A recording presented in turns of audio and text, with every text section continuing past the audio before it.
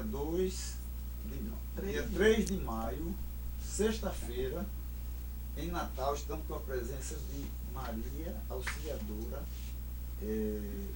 César Dora, que nós vamos falar sobre Cuba. Dora, é um prazer estar com você aqui, que eu acho que é uma coisa que a gente vai recuperar uma memória importante. Eu gostaria que você falasse um pouco como é que se deu sua aproximação com Cuba, como é que foi esse amor. Bom, esse amor não começa em 1984, quando eu fui lá a primeira vez. Antes eu já pensava muito em ir a Cuba, mas ainda não tinha as condições necessárias, porque, como todos sabem, não havia relações diplomáticas com Cuba. Inclusive, o passaporte dizia claramente, né, que teria relações internacionais com todos os países diplomáticas, né, exceto Cuba. Estava escrito assim no passaporte. Então, surgiu uma oportunidade em 1984, num congresso de enfermagem, que eu não trabalhava na área de saúde, não era enfermeira, eu sou socióloga e assistente social.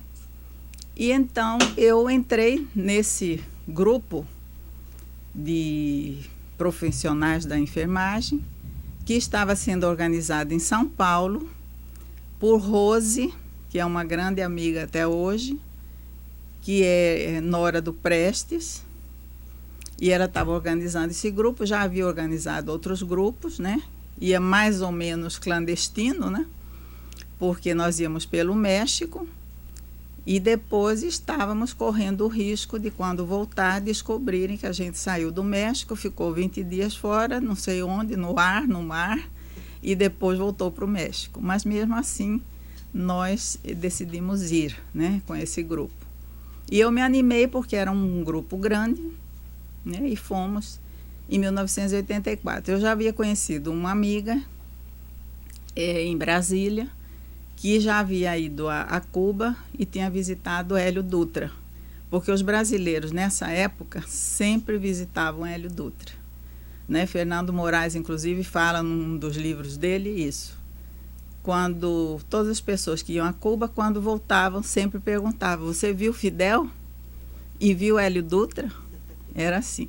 Então, em 84, eu cheguei e já fui visitar Hélio Dutra, conhecer Hélio Dutra, que era uma pessoa que recebia os exilados, né, durante a ditadura militar, sempre recebeu e continuou recebendo depois, né, todos os grupos davam apoio político, financeiro para esses grupos. É um símbolo da solidariedade, né, de Cuba para o Brasil e do Brasil para Cuba. Seu coração era misturado, Brasil e Cuba, né? As bandeiras estavam verde, amarela, azul e vermelha dentro do coração. Eu sempre disse isso, né? Então, essa minha ida a primeira vez desencadeou uma série de idas até os dias de hoje.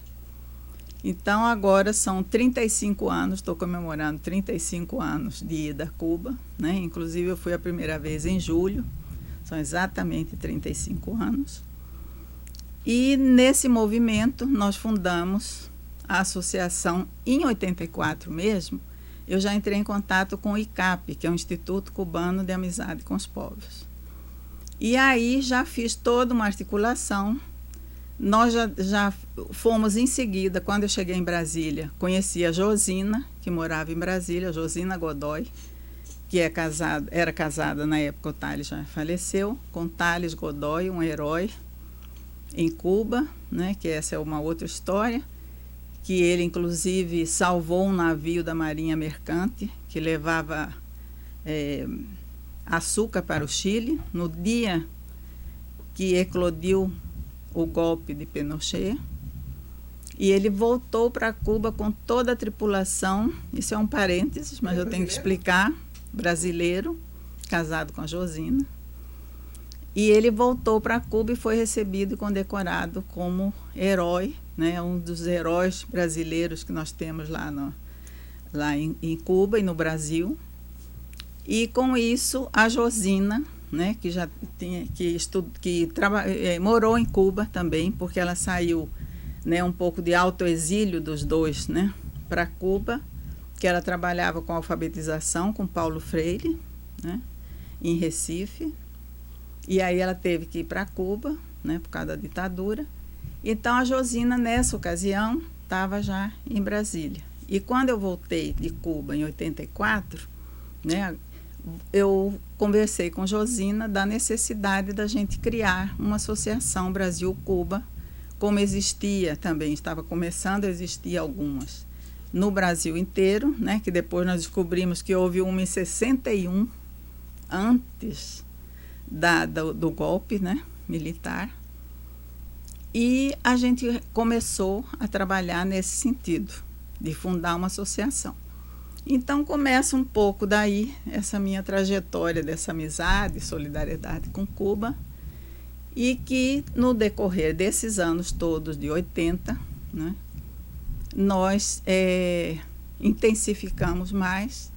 O movimento de solidariedade a Cuba teve um ressurgimento maior depois, na década de 80, né? Nós temos, inclusive, para quem se interessar, deve estar também na internet, uma pequena pesquisa que nós fizemos, que tem eu, Thelma e Maria José de Belo Horizonte, falando sobre esse movimento de solidariedade a Cuba e essa história toda, né, que tem desde 61, que foi inclusive em São Paulo, né, e no Rio fundaram, primeiro em São Paulo, a Associação Cultural Brasil-Cuba, né, e a Associação José Martí, né, que é o grande herói nacional de Cuba, né.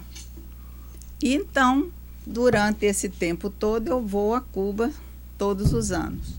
Inclusive, surgiu uma oportunidade grande, porque eu depois trabalhei como professora, sou aposentada, mas continuo na UNB, professora do Departamento de Serviço Social, e continuei com esse trabalho. A Associação Brasil-Cuba, que nós fundamos em Brasília em 1986, ainda tinha todos os ares, né, da ditadura militar, que tinha sido um pouco rompida, né, com as diretas já. A gente fundou a associação, que era recém ainda reatada as relações Brasil-Cuba, foi em junho de 1986, e aí a gente começou uma série de atividades relacionadas à Associação Brasil-Cuba. Depois a Associação Brasil-Cuba, como tudo na história, sofre alguns reveses, diminui um pouco suas atividades, aumenta, depende também muito das coordenações, né? O movimento brasileiro ressurgiu muito interessante e nós apenas mudamos um pouco em Brasília vamos dizer, de local, né? Nós fomos para a universidade e fundamos, e já existe há 23 anos, o Núcleo de Estudos Cubanos, que pertence a um centro de estudos avançados multidisciplinares, né, na UNB, e nós estamos militando aí, mas também nessa época da associação, logo depois, foi fundado o CDR, que é o Comitê de Defesa da Revolução Internacionalista, né, em Brasília, e a gente procura fazer atividades conjuntas, né, e daí surgiu toda essa solidariedade e vai se consolidando, né? Inclusive, no Brasil inteiro era difícil juntar as associações todas. Naquela época de 86 não havia, como hoje, tanta facilidade com os apps, com o Facebook, nada disso. Então a gente procurou, mandava telegramas, né? Que muitos não sabem nem como é que é um telegrama hoje. Telegramas, cartas, né? Telefonema, que era difícil, caro e tal, mas a gente conseguiu juntar e fizemos, inclusive, alguns encontros nacionais. Foram 3 encontros nacionais, né? Que começaram, eu acho que em 87, num esforço de juntar da unidade, né, que eu sempre persegui, que é a unidade que José Martí fala tanto, né, e que é necessário até os dias de hoje para a gente enfrentar as lutas tremendas que estão aí pela frente. E em busca dessa unidade, a gente começou a juntar, né, essas associações de solidariedade. E tivemos também repressões, inclusive nessa época, de 86, 87, Polícia Federal, essas coisas todas. Mas com resistência, que é uma marca do povo cubano, né? Nós assimilamos isso, a gente conseguiu ir para palante, né? Como dizem em espanhol, palante, palante. Então, nessa época, logo depois do terceiro encontro, os encontros foram transformados em convenções, que existem até hoje, né? Nós fizemos aquela pesquisa e tem todo, nessa cartilha, tem toda a história desse movimento de solidariedade. Já vamos agora para outra convenção em Santos, né? A gente estava fazendo de ano em ano, passou para 2 anos, agora me parece que vai voltar para ser ano a ano.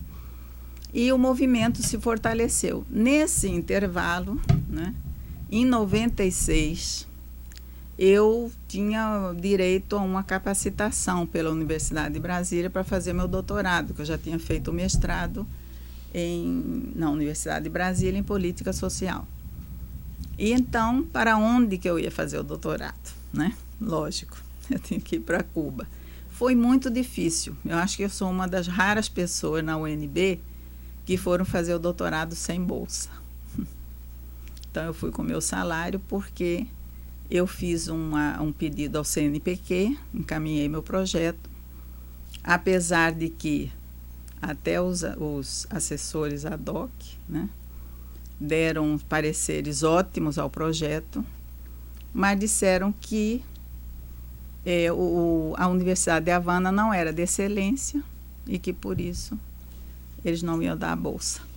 Isso criou um problema na Universidade de Brasília. Eu estou dizendo um pouco assim, é a minha experiência, mas no sentido de dizer como é que isso pode ser um ponto para explicar também as diversas dificuldades que outras pessoas, em outros momentos, também devem ter vivido.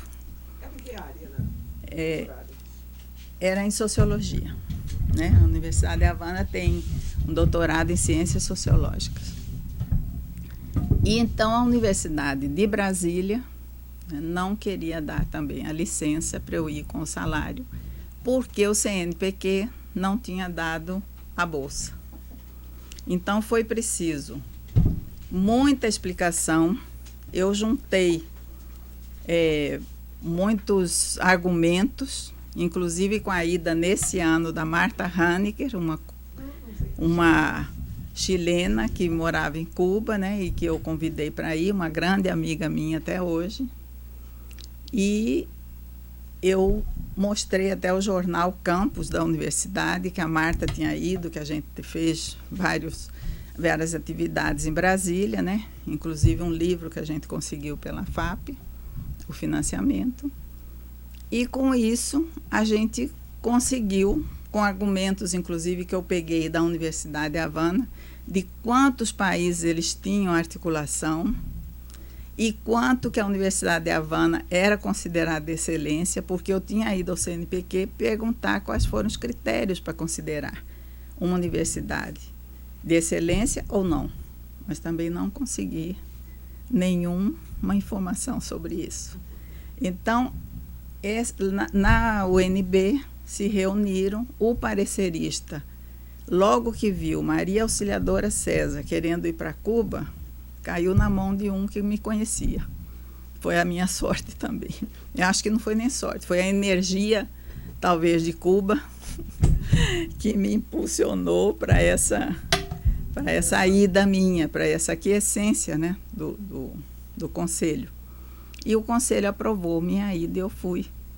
Sem, inclusive, me perguntar, mas como que ela vai sem bolsa? E como que um projeto de nível tão bom ela vai fazer em Cuba? Por que ela não vai para a França, para a Inglaterra? Isso foi um argumento, né? E eu dizia, como é que eu vou estudar o socialismo cubano, fazer um contraponto, que é a minha tese, né, do sistema de bem-estar capitalista com socialista, das políticas sociais no campo capitalista e no socialista, né? Como fazer esse contraponto? Se eu vou ficar na França, na Inglaterra, estudando isso, eu vou para o lugar. E fui, e aí decidi viver em Cuba. 4 anos, né, do meu doutorado. E com isso eu acho que foi muito interessante para mim e para o movimento como um todo, porque a gente acaba contribuindo, né? Você publicou? Publiquei, né? Tem um livro em espanhol e tem em português, né? Está no repositório da UNB. E hoje em dia eu dou um curso, né, na Universidade de Brasília. Aliás, hoje em dia não. Outro dia eu estava me lembrando, é desde 2007, né? Então são 12 anos, né, de curso sobre Cuba. E essa aula da política social, né, porque todo mundo pensa que a política social é um fenômeno essencialmente capitalista. E eu mostrei que no socialismo também existe, com todas as contradições, as reciprocidades que a política traz, né? Então, esse período foi muito interessante. E aí, né, entrando na questão do Hélio Dutra, eu acho que isso é um panorama muito geral, né, da sua resposta, um pouco da sua pergunta. É muita coisa para dizer, mas eu acho que tem que ser sucinta. O professor fala muito também. Mas aí, com isso, eu me aproximei muito mais do Hélio Dutra. E já fazia muito tempo que o Hélio Dutra sonhava e sempre falava de um espaço do Brasil em Cuba. Em Havana Velha, há várias casas do México, tem a Sociedade Asturiana também, tem várias casas da Itália, que foram feitas em Itália, em Cuba. Então, ele queria uma casa dessa do Brasil em Cuba. Então, essa era uma luta de Hélio Dutra. Nós tentamos também, né, já há um tempo... É que você não disse quem era Hélio Dutra. Sim, eu vou dizer quem é Hélio Dutra mais para frente, né? Então, Hélio Dutra, bom, seria até bom falar agora, então. Pode cortar aí um pouquinho? Pode.